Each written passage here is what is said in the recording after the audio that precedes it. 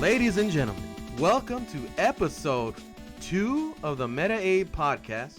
I am joined by another good friend and another member of the Goon Squad and streamer of Game Goons TV, Hellpockets. How you doing, man? I'm doing pretty cool, man. I gotta say, first of all, I'm really proud of you for getting this off the ground, and so happy to and excited to see where it goes. So I mean, I'm also honored to be on the second guest slot in this. So yeah. Well, I mean, cool. Thank you very much. I appreciate it. Obviously, you guys are my first go-tos when it comes to anything like this. You and I have co-hosted our own show, Mount Paltu Arcade, which I personally had a lot of fun. And there's a ton of episodes out there if you guys ever want to watch them. There's some classics. They're all good, but there's some really good ones also. There's so funny that you mentioned that we bring this up, being as that we are the MPA duo. What is your favorite episode that you ever recorded doing MPA? Mount Paltu Arcade, for those that don't know, is a Dragon Ball centric, which ended up being about the fighting game community, which wasn't the plan from the get-go, but it just ended up being that way. And me and Chris Hellpockets used to host a show that went pretty in-depth at one point, right? Yeah. I mean, we was bringing on not only just fans of the franchise, but also some top players who were interested in trying the game out, and some top players who were just like, "Hey, a Dragon Ball game? What the hell?" Yeah. So, who do you think? We had a good amount of guests. I mean, we were really fortunate actually with MPA, the wide range that we're able to pull. But what was one of your personal favorites that we interviewed? Well, I mean, that's hard because like we were able to pull together such an amazing selection of talent from all different corners of the FGC and of anime fandom. But I gotta say, my favorite has to be at least one of the Perfect Legend episodes. So I guess I agree with you. Like, it's a very I don't think it's fair to say which one's my favorite, because I definitely have like nuanced ones that I would pick. As far as like who was more entertaining, I would definitely go with Perfect Legend. Oh yeah. The most important podcast, possibly I would say Barack Obama Saving the Bees was super important. Yeah. Was quite educational. Like, I learned a lot from that podcast, and I know other friends of ours said the same thing. But going back to you said PL, right? Perfect Legend was one of your favorites. Legend. I mean, the one where we started talking about how to prepare for a tournament. Like, I dropped the clip recently, and yes, dude, it always makes me smile. I never forgot that quote, and I'm so mad that shit didn't go viral, or that other people that everybody hasn't seen that clip of him talking about the minerals, and he's dead fucking serious. He's dead serious, dude. And that was a really fun conversation we had, because he had really unique viewpoints on fighting games and the fighting game community and stuff like that. And I've just never heard anybody talk about like not busting nuts as like saving your minerals. And it makes perfect sense, though, right? 100%, 100% made perfect sense. So when he said it that way, I was like, wow. Because prior to that, like I said, he had been having very unique takes on a lot of fighting game stuff, and then he said it that way. I was like, I never heard anybody mention like fucking minerals, bro. He was like, yeah, you gotta hold on to the minerals, man. Girls gotta wait. I mean, that was important for various reasons. Like, you know, he had a great background in fighting games in general, at a competitive level, at a casual level, whatever. Right? He was everywhere. And he brought a perspective that I thought was not just unique, but was like super relatable, you know? Like, I thought a lot of people who play games like competitively could probably relate to what he was saying a lot of the time. And that's why I think he's like such a great guest. I think like my most important episode would, at least for Dragon Ball Fighters, would have to be a tie between Tatsu and Nakiel. Yeah. Because I mean, not only were those like the guys for like the longest time running, but I think also like they were just like they were able to bring a in-depth perspective. Well, we needed a level of legitimacy in the stuff that we're talking about, because I definitely don't consider myself an expert in that game. I'm a big fan, especially when it came out. I was dedicated to it, but clearly when these guys started playing from the get-go, they were at a much higher level than a lot of people. And there wasn't to paint the picture of around the time that Dragon Ball had the beta. Let's talk about the beta, because that's when a lot of these guys started to shine. Like the first people that came to mind were it was Fame, Fame, of course, which started having his rise to fame. And Nakiel and Tatsu, and I forget who else was, but those for sure were seared into my brains of people that were doing very unique things very quickly with the game, with very little exposure to it. You know, and we were fortunate enough to be a little lucky and touch the game pretty early, but again, we're not experts in how to break down fighting game systems or anything like that. So when you saw these guys getting down in the beta, which, by the way, was very hard to get matches in. Oh, yeah, I remember. We were up like at 3 a.m. messing around with that arena mode. That's the last time I ever remember being that hardcore about the game. About a game that's releasing. Because I definitely did not do this with Strive that just came out. And though I'm very motivated to play that game when it comes out, I think it's a level of maturity where it's like, I don't need to really dump all my time. Somebody else is going to figure it out. I am not that smart. I mean, you look at like a beta for like that starts that early and you know has a small window of time that you can operate in, and you're saying to yourself, am I like so sick that I'm gonna like discover the hidden tech within that window of time? Am I gonna post this on Twitter or YouTube? You know, because that's a big dump of what happens in those kinds of tests. Or are you just going to be a guy that's just messing around trying to have fun, which is what we ended up doing. We had a great time just playing the game and trying to figure out how we could connect and spectate all these different things. And we already knew like the online was going to be a travesty just from that point of like I don't think anyone's even touched arena mode since then. Dude, it's I mean, talk about tragic releases. Like there were so many high hopes that I had, and it was a learning experience for me big time, because you know, I honestly don't know why it didn't cross my mind that the release was going to be absolute dog shit. I really thought it was going to be solid and that we could run all kinds of crazy shit off of the online for Dragon Ball.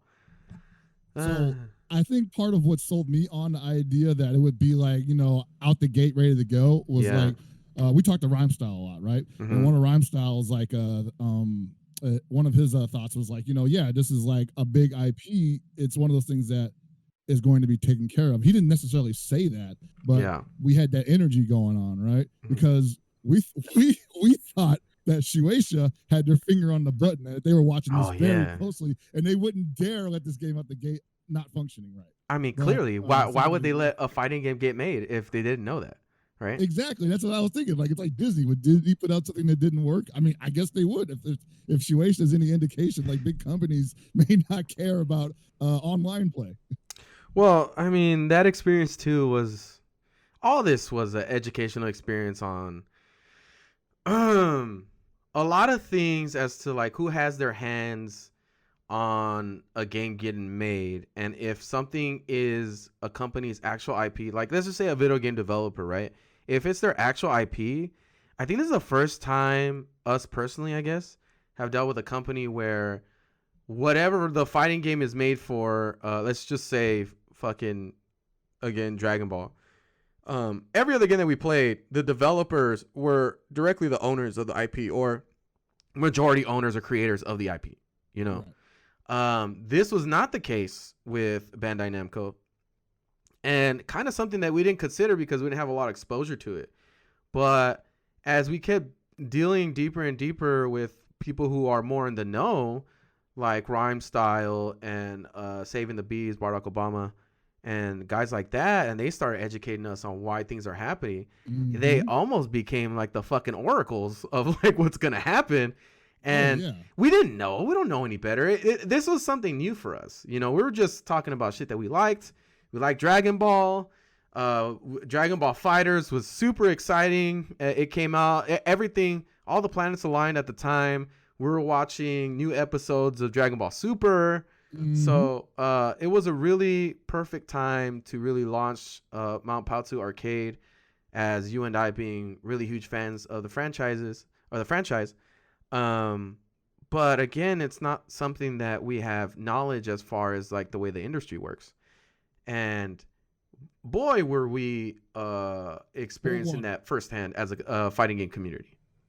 Yeah, I think first of all, it was a super important experience. I think that if we didn't have this experience, we probably wouldn't have gone nowhere near as far with not just Dragon Ball Fighters, but also Game Goons, and trying to, embed ourselves within the communities that we love. Yeah. If we hadn't messed with that, for me personally, it was my first introduction to really being connected with not only a big company, but also a big IP. And it's something that I cherish now, because while things didn't go exactly perfectly, like with Bandai Namco, and I love those guys. They invited me into their home. Yeah. They let me come over there and test the games. You were over there for the first recording session. That's fucking tight. Yeah. Lifestyle, Wooly. Sure. So from my perspective, I absolutely as well cherish the experience. Because let me tell you, man, if we could take it back to when we first saw a trailer of this shit, I'm pretty sure the shows hadn't existed yet, or did. I actually don't know. I would have to look at the timeline. But things really went into gear for us when that trailer dropped for Dragon Ball Fighters, because visually, at least, it was what we've always wanted from a fighting game. And on top of that, it definitely escalated the game for the future into a higher pedigree simply because it was developed by Arc Systems. Arc Systems work. Yeah. So how many times have we said, at least probably mostly because of, on the visual standpoint, oh my God, I wish fucking a team like Arc Systems could do some shit like that with Dragon Ball or some shit like that, you know? Oh, totally. This is stuff we say about every game, right? And then to be the IP that we cherish so much for our childhoods, and in general, we just connect so much with that franchise. To be developed by Arc System, it was like, dude, like this is it. This is the future. And dude, I swear in my head, I was like, I remember asking you, we need to do a podcast now. Chris, will you do this podcast with me?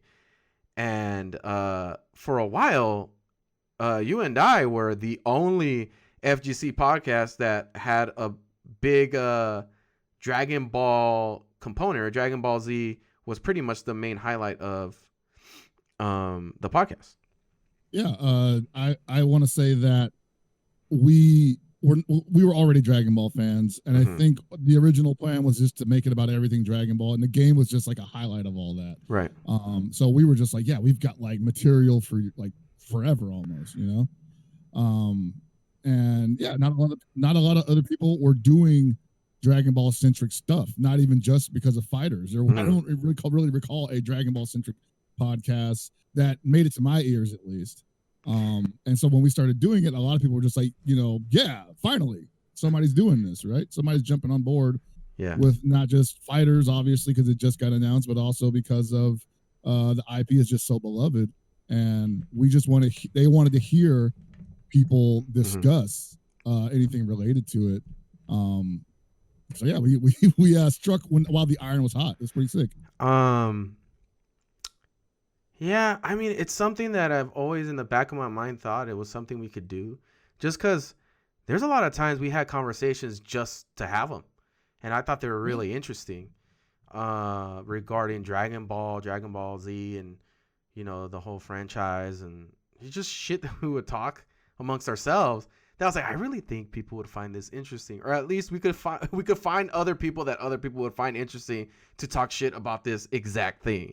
I mean, it worked out for a really long time. So yeah, dude. And the thing is like, who in the fighting game community isn't a fan or knows of Dragon Ball? L.I. Joe.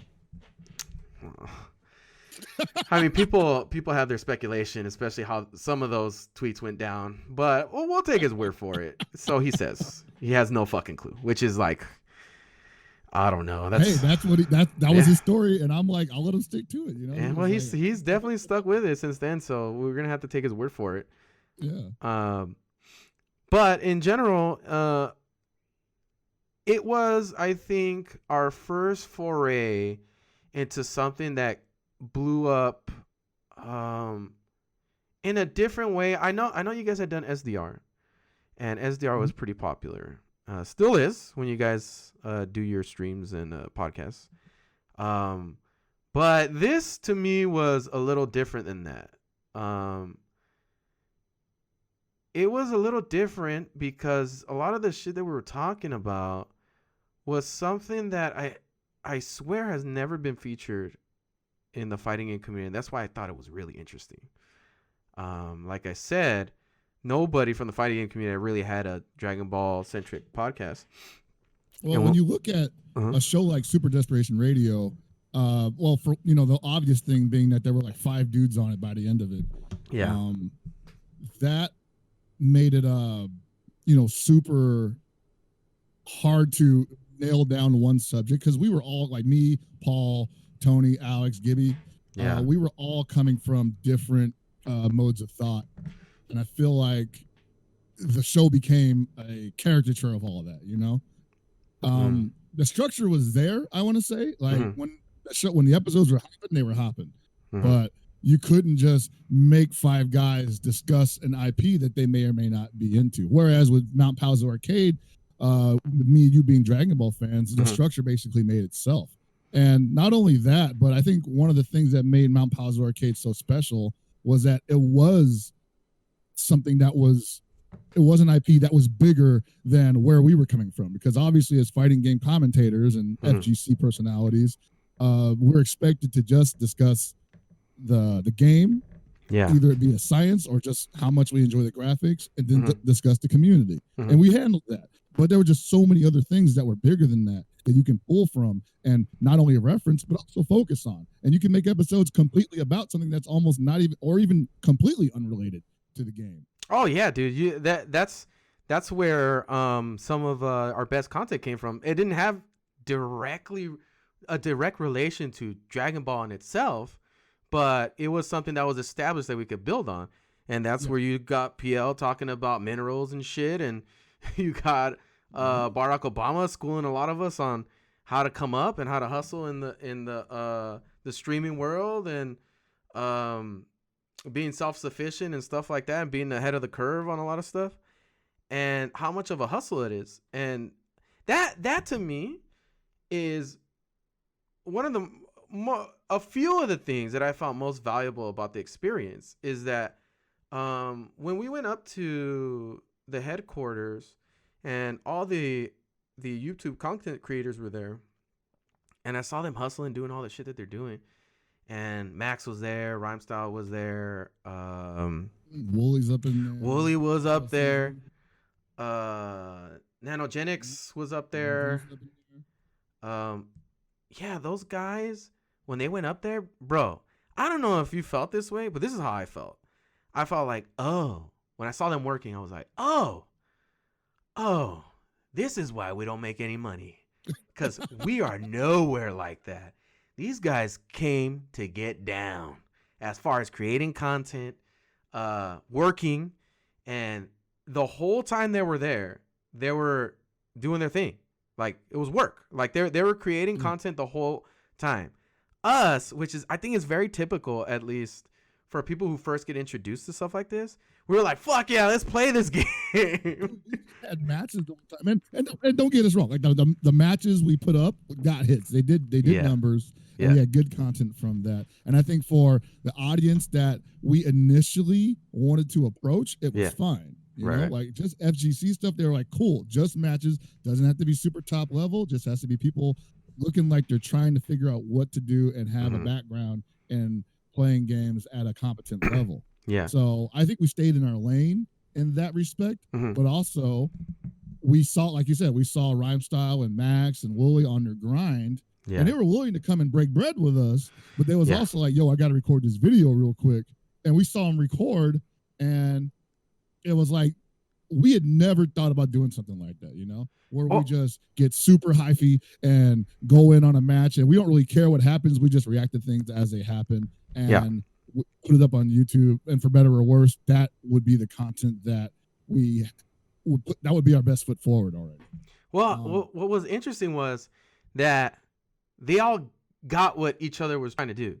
Yeah. So much to the point that they all cut videos with each other, and without missing a beat, content was created. Where for us, well, let me give you my perspective, because I didn't know majority of these people outside of Rhyme Style. Was the only one that I knew of, right?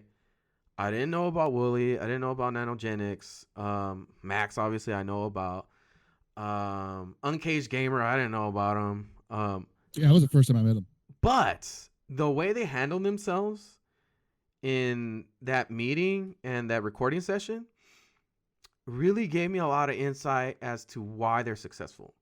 You know, like a lot of people, when they approach creating content and doing stuff of that matter, first and foremost, consistency is a big problem, right? Especially with fighting game community. Even now, the only thing that I think I've seen people get really consistent with is streaming. But I think there's a definite advantage from also creating content for stuff like YouTube to be able to harness that and take advantage of the social medias as well, like Twitter and Instagram and stuff like that. And that's something that, though I'm not trying to be a YouTube star by any means, is I understand the appeal of all the mediums and how they could possibly work for us in tandem, you know? Yeah, I think that one of the things that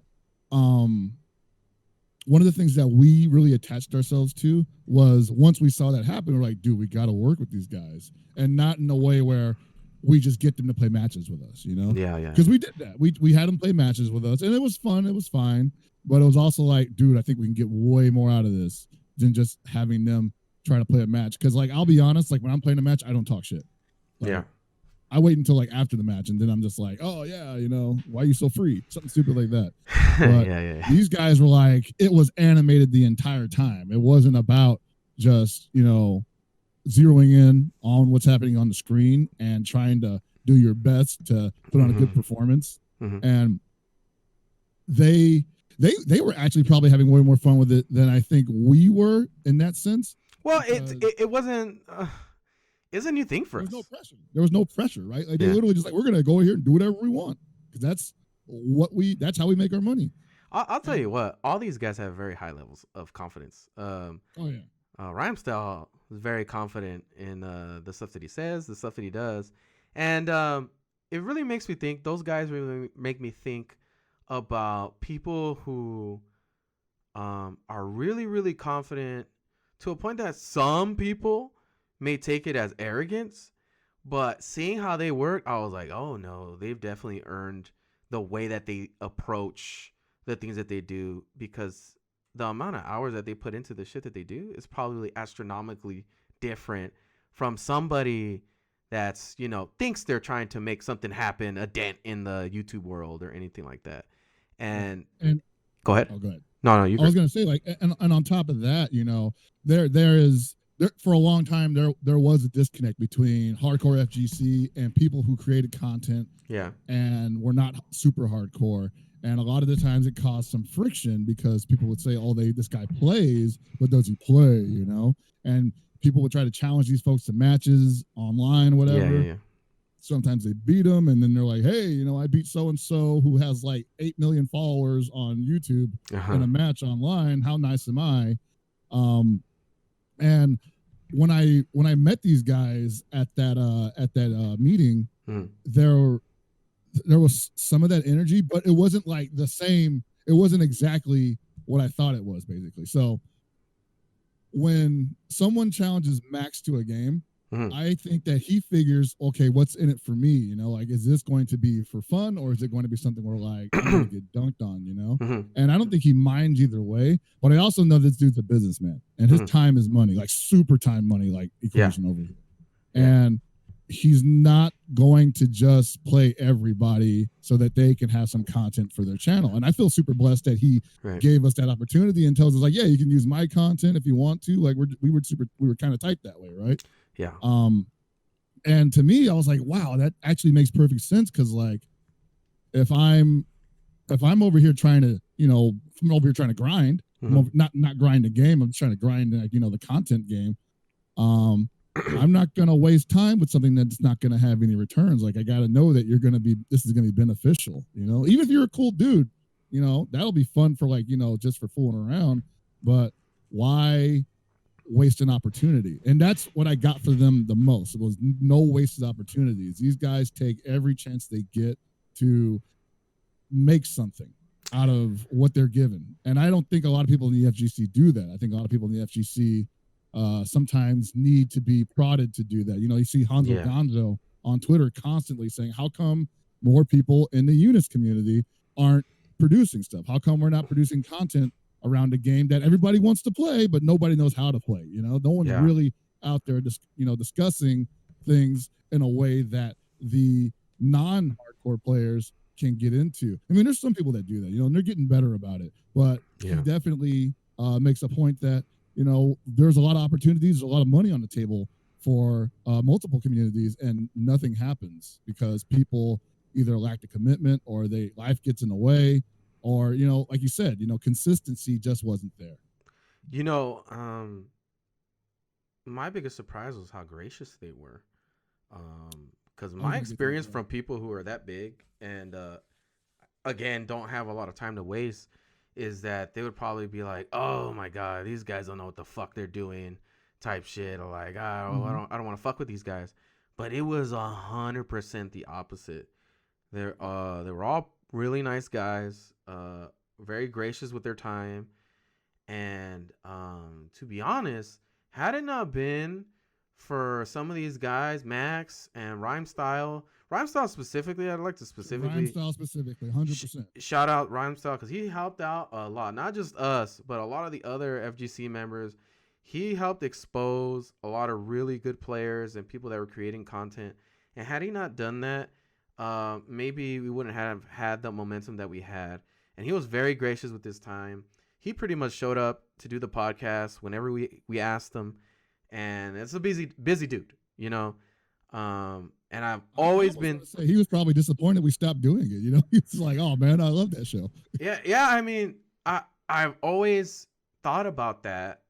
How these guys handled themselves. How Rhymestyle was very supportive, and I always think about that. Like, you know what, man? If I get the opportunity, I definitely want to pay it forward to some people that I feel like deserve it. Yeah. You know, maybe because who knows, man? Like, when you get in a position like that. I would like to think that I would be like that I would share more of my time with people that I feel like are up and coming or got something cool going on, you know, and something that I can relate to, because they got to know that it's fucking hard to do this shit. I mean, they know better than anybody else the amount of work that they put, that it's fucking hard, you know, especially if you want to do something seriously. But I mean, let's get it from a way, like if you're like someone who has the personality, you have the skill to break a game down to people in a palpable manner, you may not have the exposure, you may not have the visibility. And guys like Rhymestyle, Maximilian, Wooly, they're, at least for us, we're there to just say, hey, we already like that you're here and you're all about the game and you're passionate about Dragon Ball. And that was enough for them. Yeah, man. It was a really good time where YouTube people and fighting game people, at least a good amount of people, came together and we worked together, and something special was getting made of that. So because of that whole experience that we had, I just, if anybody's listening that listened to any of the MPA podcasts, I want to say thank you guys for listening. Thank all you guys that participated in that. It was very special, and we have a lot of great episodes that you could go look back on. They're all on the Game Goons channel. But specifically for me, it was a great learning experience above all else. I don't care if people didn't watch it personally. It's just the experience that I had talking with these people and learning from them and getting different perspectives that I usually wouldn't get. And people being so generous with their information and time that really changed my perspective as to how I deal with communities or with other people that I don't know, and really try to chase things from a perspective that I feel passionate about something. You know, if I see somebody else that's passionate about something and that I feel like we could vibe together, then I'll pursue that. And that's what I learned from dealing with Rhyme and Barack Obama and the rest of the guys that were part of the YouTube community. Yeah. We also had to give a major shout out to Dimitri from absolutely, man. Yeah. That guy, I know, like, there's just doing your job, which, you know, he easily could have did. He easily could have just been like, you know what, it doesn't really matter if you guys are super into it. I don't really know who you are. I don't think this is going to be a good use of company time. He could have been like, whatever, right? But he was so damn cool about us showing up, super friendly, super gracious, inviting me to Bandai Namco just to hang out sometimes. I'm like, you know, I was in a position where I was like, I don't know if I can really make that worth your time. And he was just like, no, it's just cool hanging out, you know? I mean, stuff like that was kind of unprecedented too. It's not like everybody from the FGC was getting that opportunity. That's another thing that blew my mind as well, is that some of that stuff was specifically to you in the fighting game community, and not anybody else was getting that opportunity.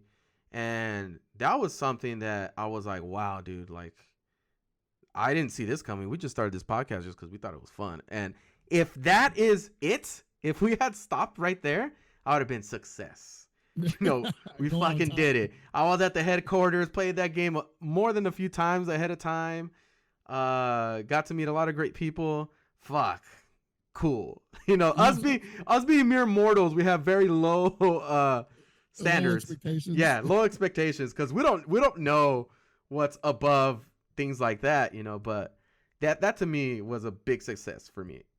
I mean, I'll be honest, and I don't talk to people about that portion of the promotion a lot. Yeah. But when I was getting calls and I was getting DMs from Bandai Namco to say, hey, come out here. Do you want to record? We want to drop another character video. I was like, oh shit, like, for real? Like, do I need to do anything? And they're like, no, just come out. Cause you're like, they thought I was the dude. And I for the longest time, I couldn't even accept it, man. Like, I was just like, I feel like I'm getting pranked over here, you know, like I'm going to show up and they're going to be like, sorry, man, we got some dude to show up. Cause I remember at Evo, was it 2017 or they had the beta or the pre-beta tournament. And I got a call saying, hey, do you want to commentate the pre-beta tournament?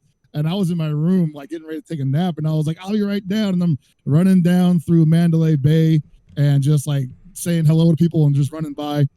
And I get to the booth and they had already got somebody on the mic. And I was like, oh. Okay, so I got a little story to tell about that made me almost jump out of my seat with discontent, because I think you and I were texting or something. Either we were talking or texting or something. Maybe it was in Discord. I have no idea.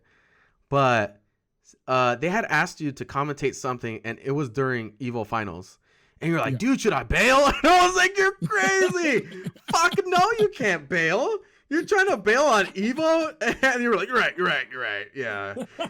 Maybe I shouldn't bail. And I was like, yes, dude. You'd be turning your back on everybody. It's like, how could you? And then in my head, I was like, wow, dude. Because I showed the text. Or I remember something either telling Gibby or showing Gibby the text. I was like, did you see this shit?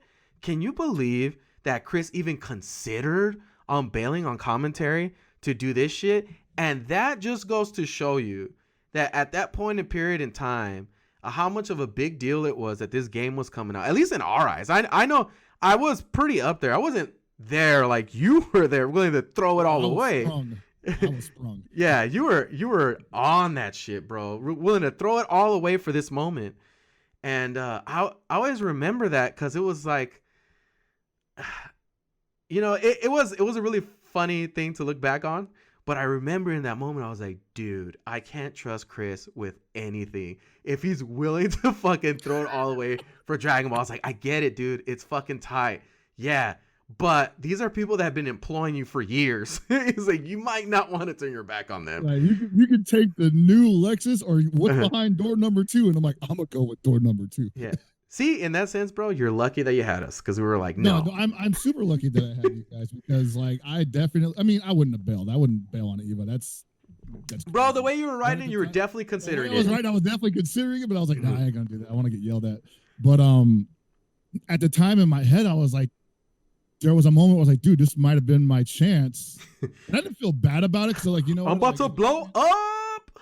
Like, that's what I felt. I was like, man, this might be my chance to be the Dragon Ball Fighters dude, you know? And I'm about to give it away to someone else for another game I love, KOF 14. And what I rationalized in my head after that, I was like, you know what? I love KOF so much that it doesn't matter if I miss out on Dragon Ball Fighters. If that's literally the only chance, then it just wasn't meant to be. And again, that's where Rhyme Style came in because I forget I remember. So like he was actually commentating the match between me and Purple Sharpie, and I ended up whooping her ass pretty bad in that match. And I popped off on her super hard. Oh, there's video of that, I think. There's video of that. Yeah, someone took video of that. And when I and afterwards I got on Twitter and some interaction occurred between him and Vicious, who was working with him at the time. And I said, hey, yeah, you know, that was a lot of fun. And we had a brief discussion. And he said, like, yo, you were the guy that had that crazy ass reaction after you won that match on stream. I really like your energy, man. And I was like, all right, here we go. Like, this guy likes my energy. I've been here before. And I latched onto it like a pit bull. And I don't want to consider like Rhyme Style to be like one of those like Hollywood guys that's like, oh yeah, you're doing good, babe. You know, keep it up. You know, maybe we'll do lunch sometimes. He's not like that. But that was an opportunity that I saw. And you know me. I'm not really that big into putting myself out there unless I already know I got it in the bag, you know? Like if I think I'm gonna dunk this opportunity, I'm definitely going for it, you know? But if I think there's a possibility that I could get burned at all, I usually just say, you know what, it's not worth it because back then my mentality was like, I've got other things going on and maybe this isn't going to be good for my emotional stability. But I took a risk. I was like, hey, yeah, so is there anything I can do to help you out with that? You know, and he said, yeah, come over to Bandai Namco. Come out and hang out, record. Meet the Bamco guys. Dude, probably like he probably called that shot, which is interesting. Like Bandai Namco had no idea. They were like, hey, oh yeah, by the way, a friend of mine, Hellpockets, is coming through, and they're like, whatever, bro. Anything for you, Rhyme. Yeah, because Rhyme is the fucking man, dude. Oh yeah. He's King Dingaling around there, man. Yeah, dude, and you know, he's one of those dudes. I mean, I'm personally not good friends with him or anything like that, but I just have I'm very appreciative of the guy, you know, for spending time with us and stuff like that. And to things that I don't think he realizes that he taught us a lot without even purposely it being like, I'm trying to teach you guys something, you know, it's just from being himself. And this is conversations that I've had with you, I had with Gibby, where it was like, dude, I still don't get it. Like, why would he do this stuff? Like, because we're always thinking, since we're always the little guys and, you know, the only reason anybody would do anything with us is because they got some kind of angle. But it's like, what's his angle? He's enormously bigger than us. What would he gain? And honestly, it was nothing. Other than, I guess, having a good time or enjoying our company or your company. And I think for him, he was also trying to get in on that hardcore level because Rhyme Style is also a fighting game player. Right. You know, he doesn't go to every tournament, but he is interested. He's invested. And I don't think anyone had approached him the way that we did, you know? Because we're open-minded, dude. Like, no one really was trying to really discuss not just the game, but the IP like that. You know, no one was really trying to come at him at that angle. And I mean, you know me, I'm a fucking weeb, you know? Yeah. Like I was just like, dude, we could talk about the anime, the manga, any of other Akira Toriyama's works, and we can talk about Dragon Ball Fighters. I'm all about it, baby. And it just worked out. And all those guys ended up being the exact same thing, maybe with different flavors, but for the most part, they just wanted genuine dudes who wanted to just chop it up. Yeah, and I guess it's always nice to have new blood that's legitimately passionate about it. And at that time, we definitely were there in that same sentiment. But yeah, something to segue from this that you kind of mentioned. You know, when you got involved with all that stuff and you mentioned how you kind of didn't understand how this was happening and you felt like you wanted to latch on and because I don't know, maybe you felt a level of insecurity of like, I don't even know what the fuck's going on, but I'm here and I don't know what I'm doing. But seat of the pants, baby. Yeah, exactly. And that was episode 2, part 1, where we took a trip down memory lane, reminiscing on all the good times Mount Paotu Arcade brought us. On the next episode, we'll dig a little deeper and see what is the source of Hellpockets' motivation.